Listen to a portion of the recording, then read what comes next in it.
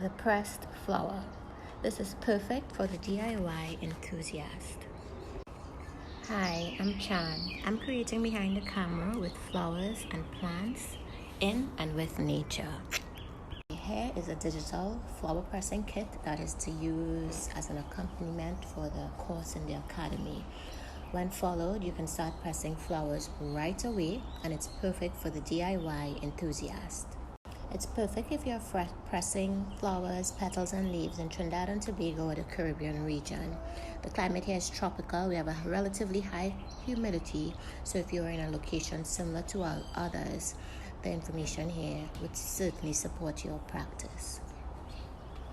Included in this kit and course is information to get you started using our wooden flower presses, which I sell in our shop, or a book that you grab off your bookshelf, or a press you would have DIY'd yourself or purchased elsewhere.